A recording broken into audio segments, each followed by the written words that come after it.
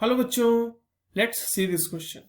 Why there exists dynamic equilibrium between decomposition and formation of ozone?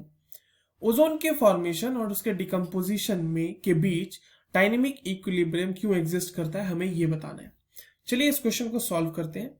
और सबसे पहले ये देखते हैं कि इस क्वेश्चन को सॉल्व करने के लिए हमारे पास कौन सा की कॉन्सेप्ट होना चाहिए. अब देखिए, इस क्वेश्चन को सॉल्व करने के लिए you must be knowing about decomposition and formation of ozone, right. तभी तो आप ये बता पाओगे ना कि उसके बीच एक डायनेमिक इक्विलिब्रियम क्यों एग्जिस्ट करता है. अब देखिए, जो ओजोन है ना, वो एटमॉस्फेयर में यूवी लाइट के प्रेजेंस में बनता है. वो कैसे बनता है वो देख लेते हैं फटाफट. चलिए पहले फॉर्मेशन की बात करते हैं. फॉर्मेशन की अगर मैं बात करूं तो फॉर्मेशन में क्या होता है कि जो मॉलिक्यूलर ऑक्सीजन होता है ना, O2 गैस, वो in presence of UV light ये डिसोसिएट कर जाता है दो फ्री ऑक्सीजन एटम्स में, राइट. अब ये जो दो फ्री ऑक्सीजन एटम्स हैं, इनमें से कोई भी एक जो है वो वापस से एक दूसरे मॉलिक्यूलर ऑक्सीजन के साथ रिएक्ट करके again in the presence of UV light ये क्या फॉर्म करता है, ozone. But on the same time, in the same time क्या हो सकता है कि अगर ozone is being exposed to UV light, ठीक है, यूवी लाइट में अगर वो एक्सपोज कर दिया जाता है ओजोन, तो ozone can convert into molecular oxygen and again the free oxygen atom.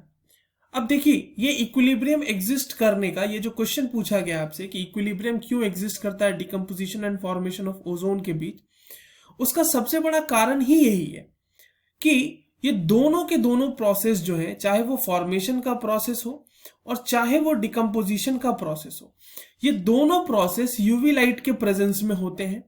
और यूवी लाइट के प्रेजेंस में होने की वजह से जब मॉलिक्यूलर ऑक्सीजन फ्री ऑक्सीजन से कंबाइन करके O3 बनाता है, वहीं पर अगर ozone is expose to UV lights, though it can convert into molecular oxygen and free oxygen atom again. And this is why the reason कि ये दोनों के दोनों जो डिकम्पोजिशन और फॉर्मेशन ऑफ ओजोन है, there exist a dynamic equilibrium.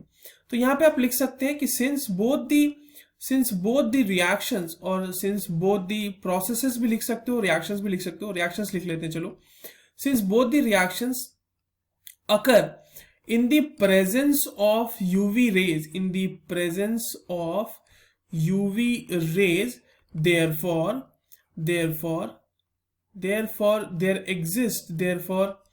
there exists dynamic equilibrium. ठीक है. अब ये बात तो समझ में आ गई आपको कि क्यों ऐसा हो रहा होगा. तो डायनेमिक इक्विलिब्रियम किसके बीच होता होगा बच्चों? Dynamic equilibrium between decomposition and formation of ozone. And this is the answer for this question. I hope you understood this well. All the very best.